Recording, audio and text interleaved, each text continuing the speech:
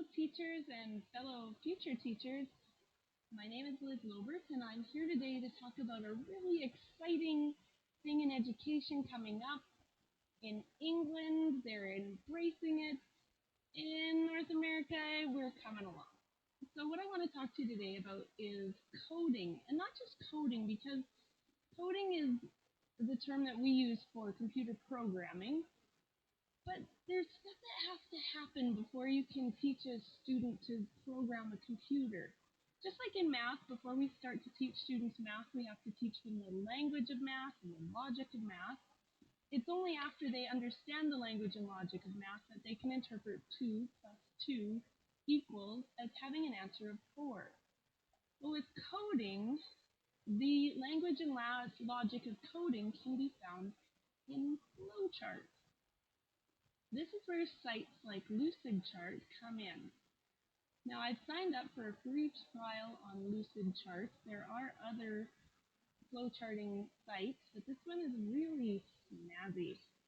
So let's look at some of the things available from Lucidchart. Let's start with documents. So here's a list of their flowchart templates. I want to go to this little tab called Education because I think teachers might be surprised that one of the ways that we are already starting to teach coding logic is through Venn diagrams. You teach Venn diagrams in classrooms, you teach cluster charting, mind maps. Even the old-fashioned family tree is a form of flow charting.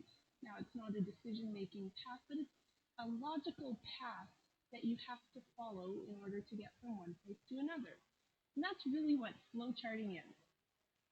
So teachers may not realize that your students have actually begun to learn coding through these methods, but flowcharts are the next stop along the path to creating computer code. Let's go down here to flowchart, and there's some examples here. We're going to look at the student registration chart. And here I have it set up. Now I want to point out that the shapes, actually let me start with, this is a college registration. What happens from beginning to end? Registration submitted, application, you meet the standard or not, and then which kind of letter is going to get sent? Letter is sent. Pretty straightforward, right? Well, here's part of the language of coding. So these symbols mean different things. A rectangle is an action. So it's a process, it's something that you do. The triangles are decisions. Is the application we received complete or isn't it? Is the minimum standard met or isn't it? Now there are actually some problems with this chart as it stands.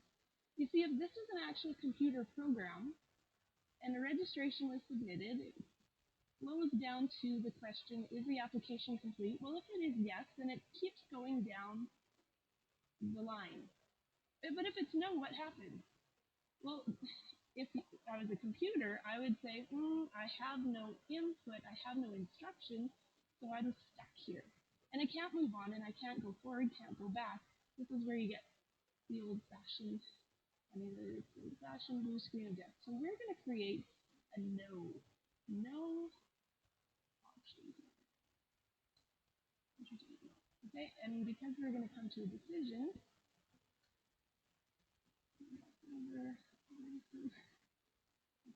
program. Okay, so we're going to create the process of, if your application is not submitted, college student, we are going to deny your application without even looking anything. Okay? So once you've told the computer, if the application is not complete, just deny it and go straight back to the next registration in line. Okay? So now we've created a loop that our computer can follow until it finds an application that is complete, in which case it can move on. So now if we follow down the line here, either the minimum standard is met or we write a rejection letter. If it is met, then you have to ask, is the student suitable for the program? If they're not, we write a rejection letter. If they are, then we write an acceptance letter. Then we go up to this funky kind of shape here, and that represents a document. In this case, a letter, either rejection or acceptance, that's sent.